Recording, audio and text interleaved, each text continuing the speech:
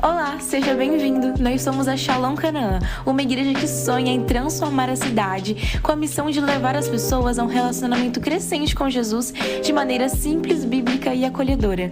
Nós esperamos que essa mensagem chegue e seja edificante em sua vida. Seus olhos. Vamos orar ao Senhor. Espírito Santo de Deus, nós te pedimos que o Senhor que convence o homem do pecado, da justiça e do juízo, Pai, que o Senhor tenha liberdade, Deus, de nos convencer nessa noite. Pai, que o Senhor esteja visitando corações aqui. Jesus, eu não conheço a história de todos que estão aqui, mas o Senhor conhece, Deus, conhece cada detalhe. Pai, que nessa noite o Senhor tenha liberdade, Deus, de falar, de manifestar a sua graça, a sua misericórdia. Pai, que o Senhor tenha liberdade, Deus, de nos visitar nessa noite. Pai, eu oro e repreendo tudo o que não provém do Senhor. Pai, toda seta, todo dardo caia por terra em nome de Jesus. Pai, que vidas sejam libertas nessa noite e transformadas nessa noite com o poder que há no seu nome. Pai, se entrou algum coração aqui entristecido, Deus, que o Senhor Jesus seja a resposta, que a ação do seu Espírito seja a resposta nessa noite. Pai, que o nosso coração e a nossa mente possa estar cativa no Senhor nessa noite. Deus, tenha liberdade de falar e de ministrar aos nossos corações, para a glória do teu santo e poderoso nome. Amém, Senhor Deus, e amém, Pai. Amém, queridos? Pode sentar. Eu quero conhecer as pessoas que estão nos visitando pela primeira vez. Levanta sua mão aí, os meninos vão entregar uma paradinha. Mantenha a mão assim em pé, porque é difícil de achar vocês aqui no meio da galera. Não precisa ter vergonha não, viu? Vou entregar para vocês uma parada aí, um mini panfleto. E no final eu gostaria de convidar você para tomar um café conosco. O melhor café Três Corações da cidade. E você sabe muito bem que café Três Corações não está barato. Tá difícil o café agora, né? Então é um momento especial. É um convite especial no final do culto. Aí eu não sabia fazer isso aqui não, eu aprendi, ó. Não sabia mesmo não. Abre comigo a palavra do Senhor no livro de Efésios, no capítulo 5. Efésios, no capítulo 5. Nós vamos ler do versículo 18 ao versículo 21. Obrigado, Vinícius. O texto bíblico diz assim, Efésios capítulo 5, do versículo 18 ao versículo 21.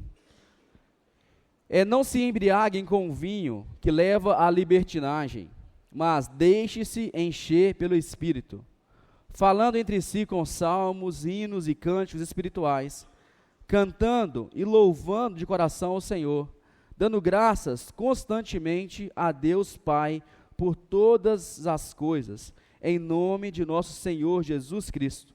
Sujeitem uns aos outros por temor a Cristo. Amém? Só até aí. Nós estamos em uma série de ministrações. A gente começou na semana anterior. Até que nada mais importe é o tema. Nós até sugerimos um livro do Luciano Subirá para quem quiser comprar e ler. Os sermões são só inspirados às temáticas dele, mas a construção é totalmente diferente. Nós estamos falando sobre um relacionamento com Deus. Nós pensamos, estamos preocupados como anda o nosso relacionamento com Deus. Como que é o relacionamento com Deus nosso hoje em dia? Porque algumas pessoas começam a se relacionar com Deus e pensar em Deus só pelo que Deus pode entregar de alguma maneira. É muito mais uma relação de interesse do que por quem Deus é. Um dia, uma moça que namorava, terminou o namoro dela, e ela imaginou que Deus não amava mais ela. E não amava mais ela, não é porque Deus virou as costas para ela, não amava mais ela, porque ela tinha começado o namoro, e tinha terminado o namoro, e nenhum namoro que ela tinha tido até agora, tinha dado certo. E a culpa do término do namoro, segundo ela, era de Deus, não era dela, ela virou as costas para Deus. Já contei aqui um tempo atrás, eu era pastor em Belo Horizonte, lá quando eu fazia seminário, tomava conta de uma igrejinha lá, e um rapaz tinha tomado pau na carteira 13 vezes. Por favor, viu? E isso não é piada. ele foi reprovado no exame por 13 vezes. E ele ficou indignado, porque ele falou comigo assim: pastor, eu faço tudo, eu devolvo o dízimo, eu não perco um culto, eu faço um monte de coisa e parece que Deus não está comigo. A imaginação dele, o que ele pensava de Deus, é muito mais de um Deus que traz para ele um monte de bênção do que quem realmente Deus é. Porque algumas vezes a gente começa a imaginar e a pensar que Deus só é Deus, que eu só me relaciono com Deus para receber alguma coisa em troca, mas a proposta do Evangelho não é essa.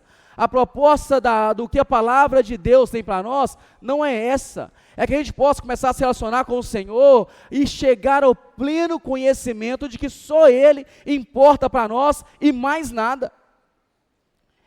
É saber que quando eu busco o Senhor, eu passo a confiar em Deus, colocando meu coração nele, eu entendo que Ele vai suprir as minhas necessidades e até mais do que eu necessito. Agora, eu preciso começar a me relacionar com o Senhor de uma maneira tão profunda, que até que nada mais importe para mim, a não ser um relacionamento profundo com Jesus e com o Espírito Santo do Senhor. Hoje em dia, as pessoas começaram a ter relacionamentos com Deus muito frio. Por causa de um monte de coisa. Por causa da correria do dia a dia. Por priorizar um monte de outras coisas. E começaram a se perder. Eu contei aqui na semana passada que por vezes, no início da minha conversão, eu ficava orando dentro de uma casa lá de construção a semana inteira. Tinha 17 para 18 anos. A minha única preocupação era me relacionar com Jesus. E hoje em dia nós esquecemos um pouco disso. E o apóstolo Paulo começa a aconselhar os irmãos de Éfeso sobre um relacionamento intenso com o Espírito Santo de Deus. E o que esse relacionamento produz? Em Atos, no capítulo 19, nos conta a passagem de Paulo lá na igreja de Atos, lá na igreja de Éfeso. Então, se você ler o capítulo inteiro, você vai ver todo o relato de um apóstolo Paulo pregando. E quando Paulo chega na cidade, ele encontrou alguns irmãos que já tinham se convertido. E na conversa com esses irmãos, ele pergunta para eles: se vocês foram batizados, como que aconteceu? Vocês já receberam o Espírito? E os discípulos disseram assim: não, nós só desfrutamos do batismo de João Batista. Nós ainda não tivemos o batismo em nome de Jesus.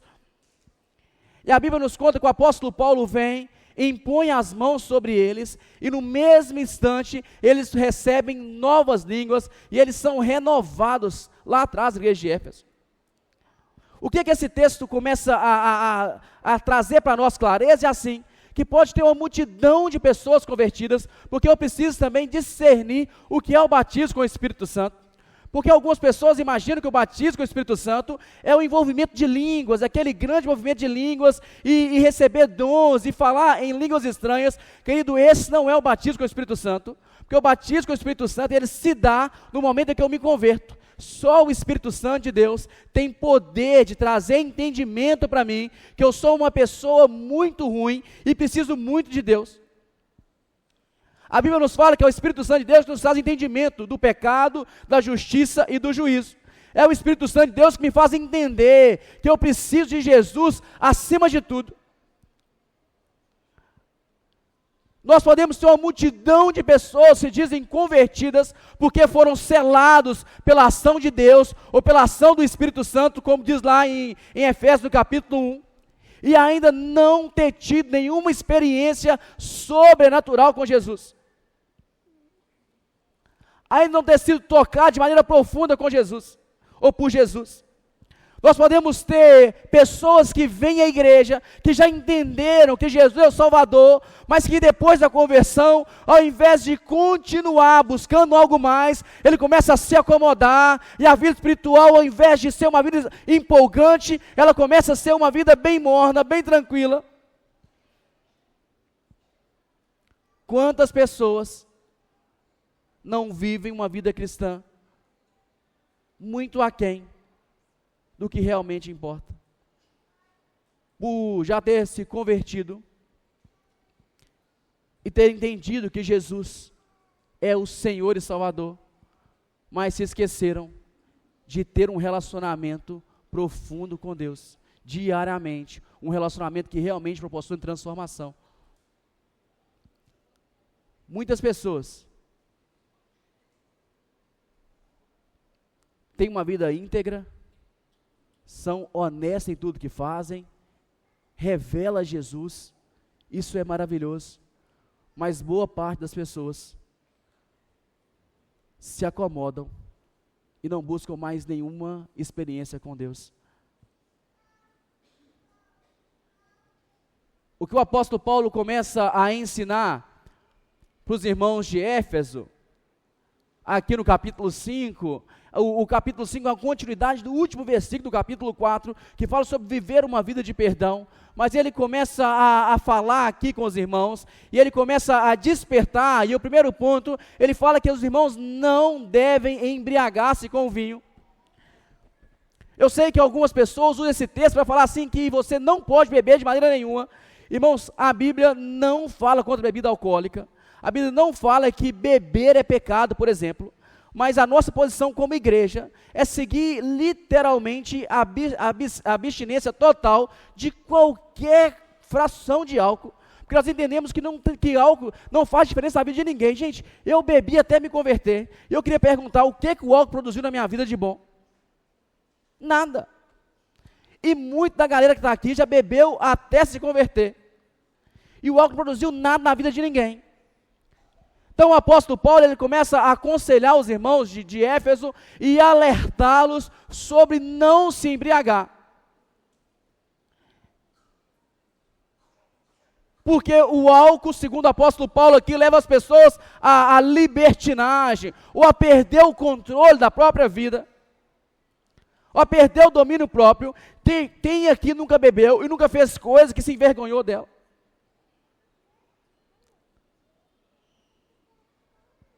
Eu tenho vergonha de algumas coisas que o pessoal fica fazendo piadinha de vez em quando. Porque o álcool nos leva a perder controle. Mas geralmente, às vezes nós não embriagamos com álcool, mas somos embriagados com um monte de coisa que concorre com o que realmente é essencial. Então, algumas pessoas se embriagam, não lá tomando vinho e se embebedando, mas se embriagam com a posição. A posição, às vezes a pessoa começa a crescer um pouquinho na vida, e a posição dela faz com que ela se sinta a pessoa mais importante do universo. A pessoa cresce um degrauzinho e ela começa a imaginar que ela é a melhor pessoa do mundo e que ela precisa ser quase que adorada. Algumas pessoas não se embriagam com álcool, mas acabam se embriagando também com os prazeres da carne. E acaba sendo como Salomão lá atrás, no livro de Eclesiastes, que fala que tudo que ele viu, os seus olhos, e desejou, ele não poupou nada disso. Então ele começa a viver uma vida só se desenvolvendo ou suprindo as necessidades da carne dele e passando o tempo inteiro voltado para isso. Algumas pessoas se embriagam com o desejo de construir família. E isso adoece tanto a pessoa que ela fica embriagada e quer casar de todo e qualquer jeito. Outras para ter filhos, ou com os próprios filhos, e começa a pegar os filhos e endeusá-los acima de tudo, e a vida dele passa a viver nesse ciclo. Algumas pessoas se embriagam com ativismo ministerial. Você sabia que o que eu sofro aqui não é para assim, pastor, nós temos que cortar a programação, e as pessoas ficaram o tempo inteiro assim, pastor, nós não fazemos nada, a gente precisa fazer mais coisa. A gente precisa ter um culto de homens aqui, pastor. Os homens dessa igreja precisam. Mulheres, nós precisamos não, a gente é bruto. A gente precisa de churrasco, comunhão. Não é isso? Não é isso, Rodolfo? Nós somos perfeitos, né? Mas daqui a pouco as pessoas querem culto de mulheres quase toda semana.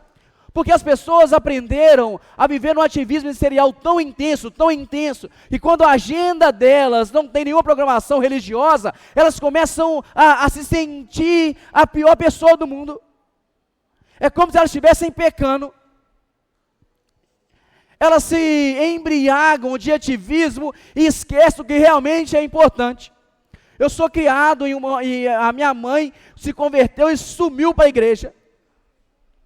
Passava muito mais tempo na igreja que em casa.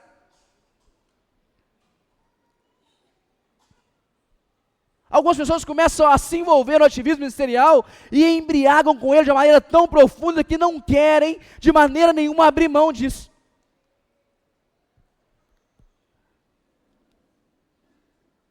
E com a desculpa que está fazendo para Jesus.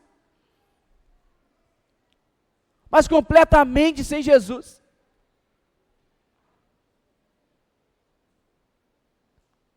Vocês estão comigo? Eu deixei meu celular ali, viu? Senão eu vou perder a hora. As pessoas começam a imaginar e esquecer o que realmente importa na vida cristã.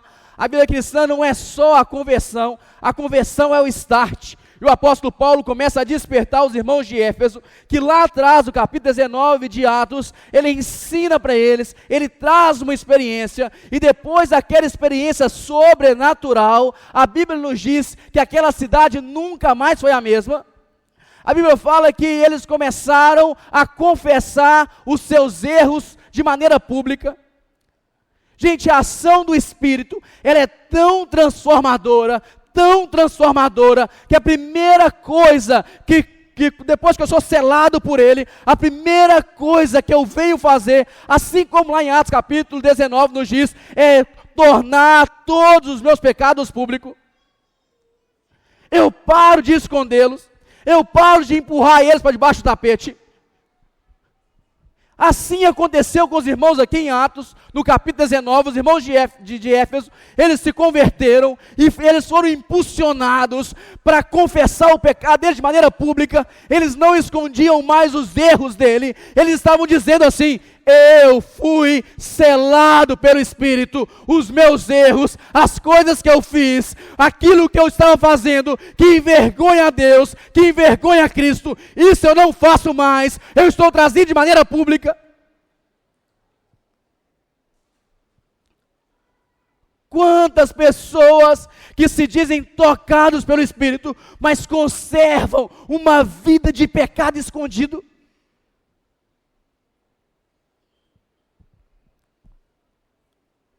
Conserva um monte de comportamento errado escondido. A ação do Espírito produziu nesses irmãos o abandono de toda a idolatria.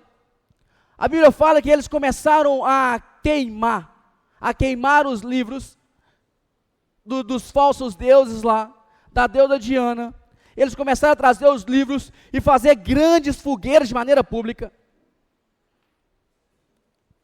O texto diz que valeu mais de 50 mil os livros estavam sendo queimados.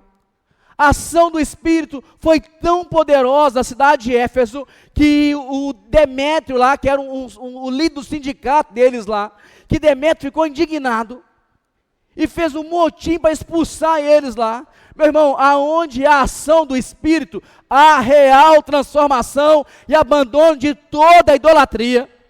Abandono de toda embriaguez. Aonde o Espírito Santo do Senhor começa a agir, Ele começa a nos transformar, e nós começamos a abrir mão daquilo que nós mais gostamos, e começa a substituir, e começou a tomar o lugar de Deus na nossa vida. Quantas pessoas têm feito ídolos para si mesmo? A ação do Espírito, a primeira coisa que Ele faz é nos levar a confessar pecado e nos levar a queimar, a abandonar toda idolatria.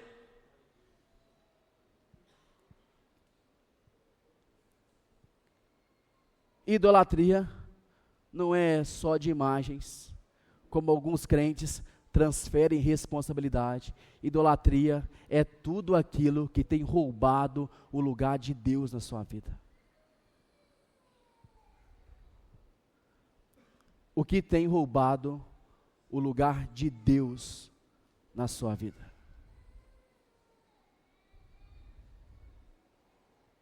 Vocês estão comigo? O que tem roubado o lugar de Deus na sua vida?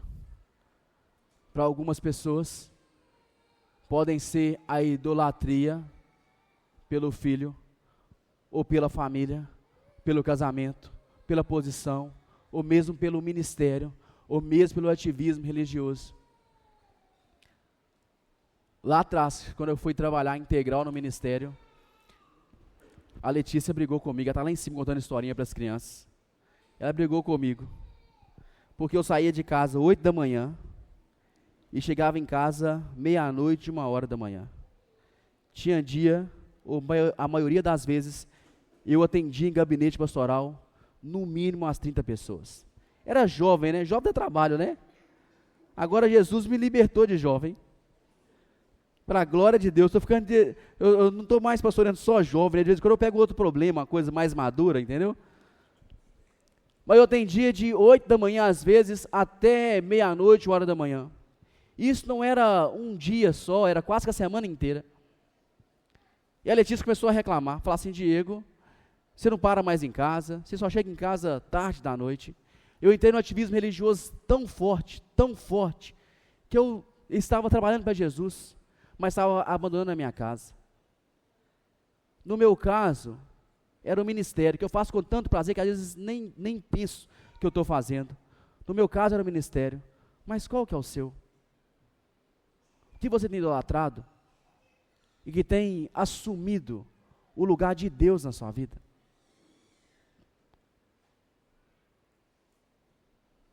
Qual Deus você tem fabricado com as suas próprias mãos, que precisa ser queimado hoje, para que você possa entender que a experiência com o Espírito e com Jesus é tão intensa, que nos leva a perceber que nada mais importa para nós, a não ser estar aos pés de Jesus.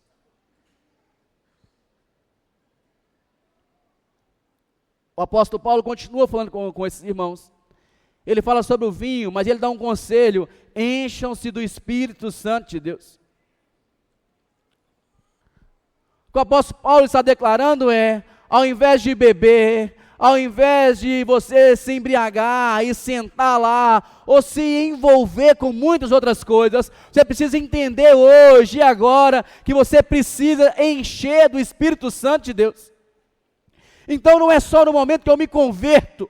Agora, a ação do Espírito em mim precisa ser buscada e clamada constantemente. Eu preciso ir atrás da presença do Espírito, para que Ele venha e manifeste a graça dEle.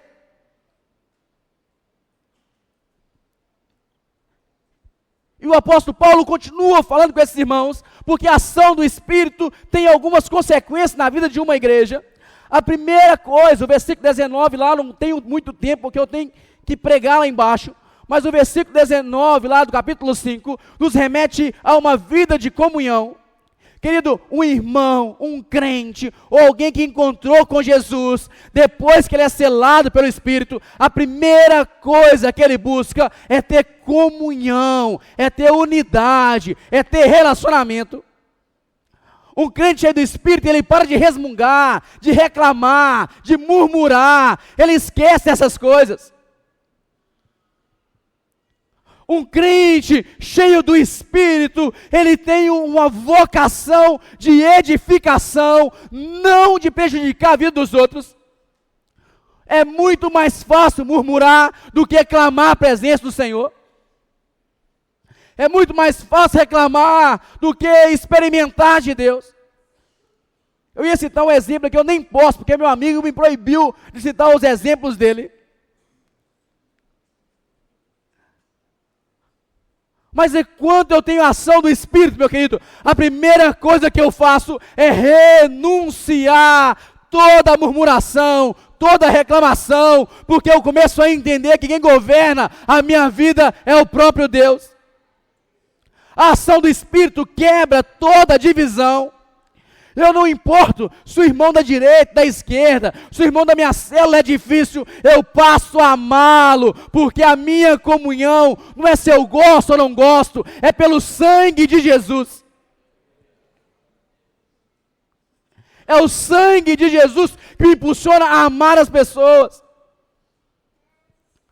A parte B do versículo 19 nos fala que a ação do Espírito também nos leva a uma vida de adoração a Deus.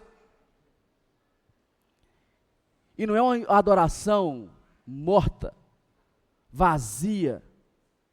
É uma adoração com entusiasmo, com alegria. É uma adoração que o Espírito Santo do Senhor traz. É uma adoração, como dizem os novos neopentecostais modernos, extravagante. É uma adoração que eu começo a revelar para Deus e a me entregar ao Senhor. Eu não estou fazendo isso para que as pessoas vejam, eu faço isso porque a ação do Espírito foi tão gloriosa. Eu passo a entender qual é o propósito de um culto. O propósito de um culto não é vir e receber. Todo mundo que vem recebe a palavra, mas o propósito de um culto é oferecer a Jesus adoração verdadeira. O culto é para Ele, é para a glória dEle, é para a exaltação dEle. Tudo é sobre Ele é quem morreu por nós, é Ele quem trouxe vida a nós, por isso Ele merece toda a honra, toda a glória, Ele merece que nós possamos glorificá-lo e exaltá-lo. Quando eu sou selado pelo Espírito, a adoração passa a fazer parte da minha vida. E não é uma adoração de palavras simplesmente, é uma adoração de entrega, de quebrantamento. Eu passo a estar em um culto, de uma maneira totalmente diferente que eu já estive em todos os momentos, porque a vinda a um culto é para adorar a Jesus Cristo, e Ele merece adoração. Vocês entendem? Então, se a minha adoração a Deus, em um culto como esse, não é profunda, eu preciso repensar o meu relacionamento com o Espírito Santo do Senhor. Vocês entendem? A adoração, ou a ser cheio do Espírito, me leva a viver uma vida de gratidão. O apóstolo Paulo fala com esses irmãos que em tudo dai graças. Em tudo dai graças. É viver uma vida de gratidão por tudo que o Senhor tem feito.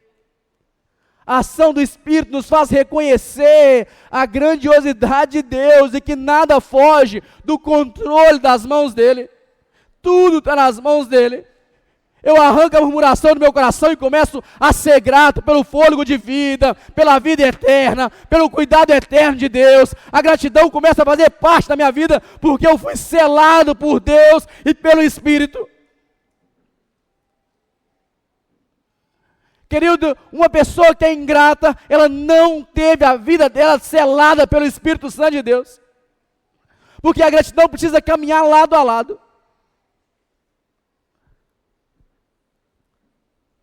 A vida cheia do Espírito nos leva a viver uma vida de submissão. Submissão total a Deus. Entrega total a Ele. Quanto mais cheio do Espírito eu sou, mais clamar por uma vida de comunhão eu clamo. Mais vivo uma vida de adoração eu vivo. Mais grato eu sou e mais submisso à vontade do Senhor eu me torno. Vocês entendem? Se eu digo ser cheio do Espírito e não desfruto desses 4 pontos, eu preciso repensar o meu relacionamento intenso com o Senhor, porque não é só converter, é converter e buscar o enchimento do Espírito Santo do Senhor. E aqui na palavra, no verbo, enchei-vos, o Senhor começa a trazer clareza para nós, sobre como ser cheio do Espírito, ou por que ser cheio do Espírito. E a primeira coisa, ser cheio do Espírito Santo de Deus, é um mandamento, não é opcional. Meu querido, buscar o enchimento do Espírito, transbordar do Espírito Santo de Deus, ou buscar a plenitude do Espírito Santo de Deus, não é opcional, é um mandamento. O apóstolo Paulo manda, aconselha os irmãos, é praticamente uma ordem: encham-se do Espírito Santo do Senhor. Não é uma escolha. Quando eu me converto, eu preciso buscar o enchimento constante do Espírito Santo do Senhor. Quando eu não faço isso, eu estou quebrando uma ordem. Não ser cheio do Espírito Santo de Deus, como diz Hernandes Dias Lopes, é pecado. Não buscar o enchimento do Espírito é pecado. É como se ele estivesse nos dizendo, lá no livro de Apocalipse, lá, ou nós somos mornos, ou nós somos quentes, ou nós somos frios. Morno não serve. Ou nós realmente nos entregamos a Deus, e escolhemos dedicar a nossa vida a Deus, clamando por esse enchimento constante, ou nós estamos vivendo uma vida em pecado.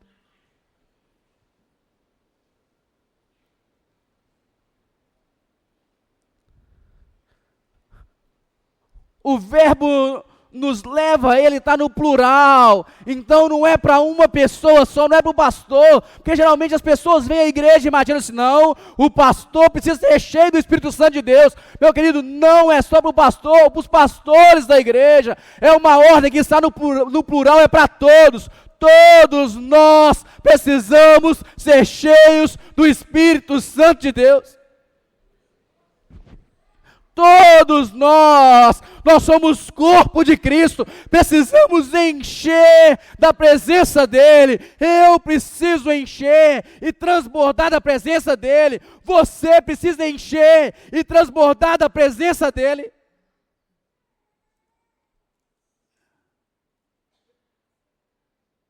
Não é para poucas pessoas, é para todos nós. E quem enche é Ele, não somos nós. Porque algumas pessoas imaginam que eu posso ministrar o Espírito Santo na vida das pessoas.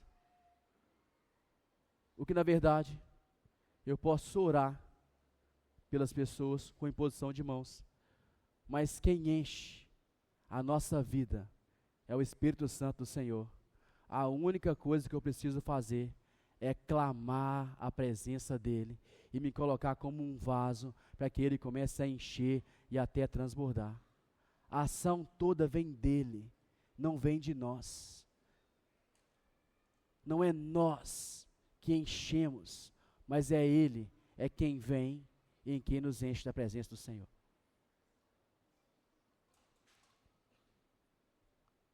Cada um de nós tem a responsabilidade de nos colocar com um coração e com uma vida tão disponível para que o Espírito Santo do Senhor venha, que ele começa a transbordar nas nossas vidas.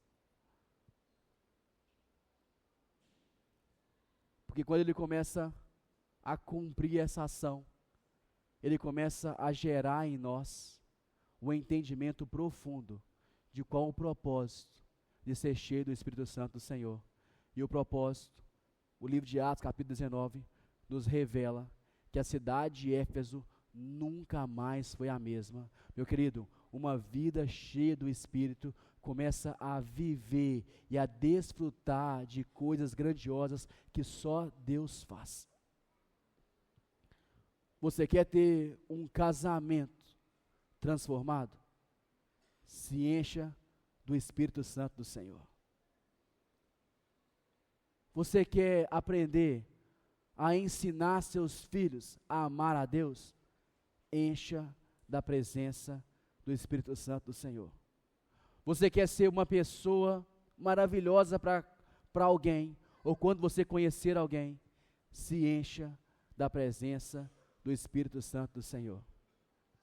Você quer ser um bom funcionário ou um bom patrão, por exemplo, se encha da presença do Espírito Santo do Senhor. Você quer desfrutar de Deus e ser liberto de toda ação pecaminosa, se encha da presença do Espírito Santo de Deus. Não é só conversão, é uma ação contínua que o Espírito Santo gera em nós. Ela não para. Em Atos, no capítulo 1, no versículo 8, o Senhor Jesus nos diz, lá conversando com os irmãos, que quando nós recebermos poder do alto, sabe, irmãos, o Espírito Santo do Senhor viria sobre nós como uma grande dinamite, e não era uma explosão de um momento simplesmente, é uma explosão contínua, é um enchimento do Espírito contínuo. Amado, os discípulos entenderam isso, e a cidade, e os povos em volta, e o mundo nunca mais foi o mesmo. Meu amado, os grandes avivamentos da história, as pessoas entenderam isso, e as cidades nunca mais foram a mesma. Precisamos ser cheios do Espírito Santo do Senhor, para produzirmos um verdadeiro avivamento, que não é sobre barulho, é sobre transformação, é sobre vidas rendendo aos pés do Senhor. É sobre vidas entendendo que Cristo morreu e ressuscitou. É sobre vidas se rendendo aos pés de Jesus, reconhecendo a sua grandiosidade, como Ele é bom. É sobre bares fechados, é sobre a Manaim transformada, é sobre morros com o poder de Deus impactando vidas. É viver uma vida cheia do Espírito Santo do Senhor. Não é sobre uma pessoa só, é sobre uma igreja, é sobre a igreja de Cristo. Avivamento só vem quando nós estamos dispostos a encher do Espírito Santo do Senhor e a renunciar pecado, a confessar pecado e nos permitir com que Ele venha e queime a idolatria do nosso coração. Encham-se do Espírito Santo do Senhor.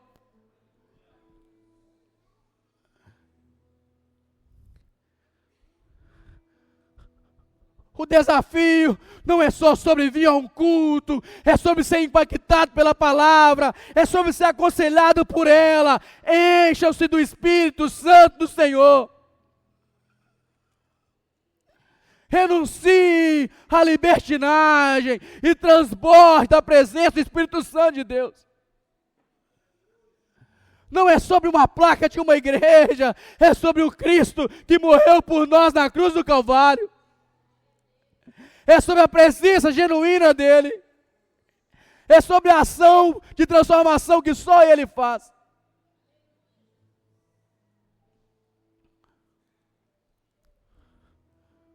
O desafio hoje é sobre permitir ser selado pelo Espírito Santo de Deus e assumir um compromisso até que nada mais importe, de nos encher da presença do Senhor, para que a nossa cidade nunca mais seja a mesma, para que o nosso emprego nunca mais seja o mesmo, para que a nossa família nunca mais seja a mesma,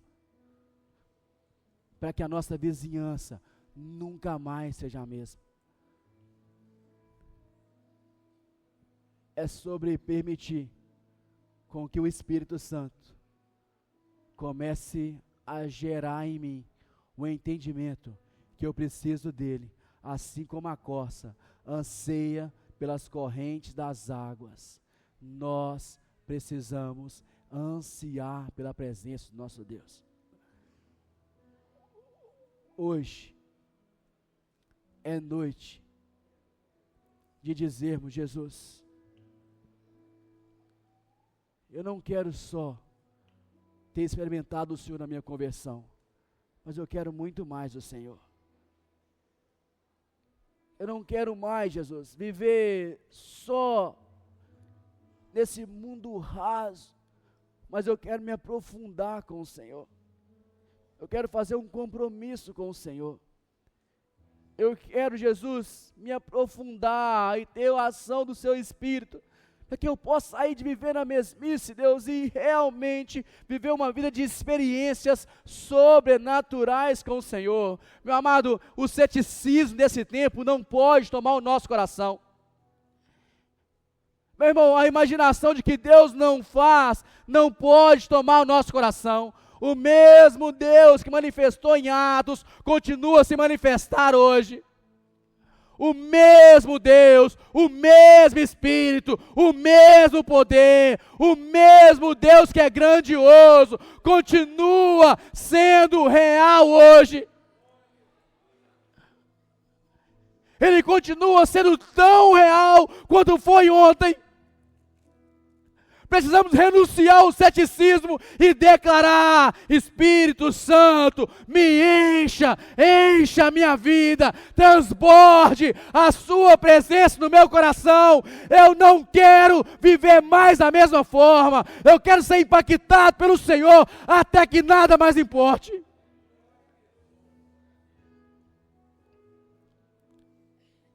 É um convite do Senhor para nós, de permitir com que a ação do Senhor no nosso coração, na nossa vida, comece a transbordar. E com isso, pecados sejam queimados diante do Senhor. Com isso, idolatrias sejam queimadas diante do Senhor nessa noite. Renúncias sejam feitas aqui nessa noite. Que possamos nos tornar fiéis ao Senhor, que possamos nos dedicar a vida a Ele, permitindo que a ação do Espírito seja real para nós. Fique de pé no seu lugar.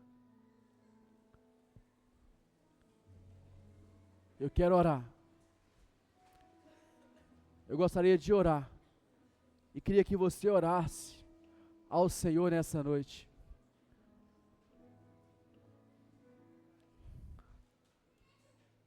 Eu não sei como anda o seu relacionamento com Jesus, mas você sabe muito bem como anda.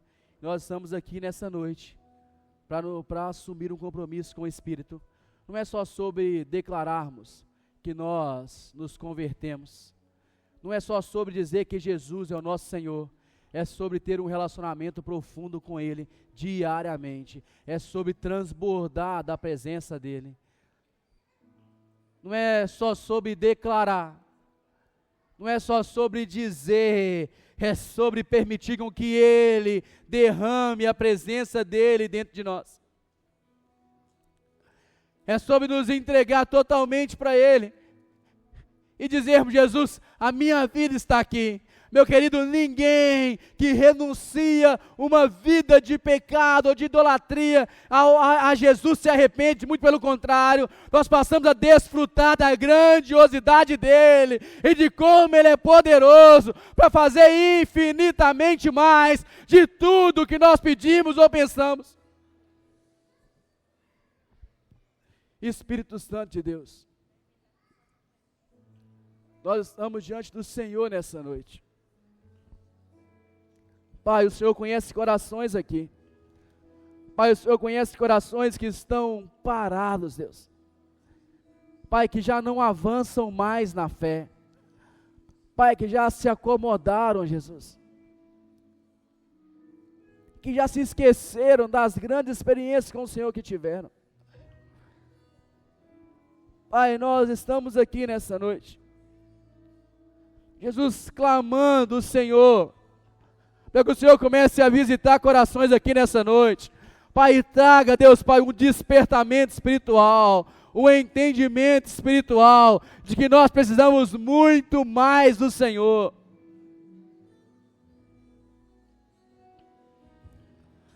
Pai, em nome de Jesus nós oramos, Deus. Pai, nós clamamos a sua presença nessa noite. Jesus, que possamos romper nessa noite com toda idolatria. Pai, que a ação do seu Espírito, Deus, Pai, traga fogo do céu, Jesus, e nos encha, Deus, e nos encha, Pai, nos transborde da sua presença. Não queremos viver uma vida espiritual, Deus, Pai, acomodada, Pai, na mesmice, mas queremos ser impactados pelo Senhor e pela sua soberana presença.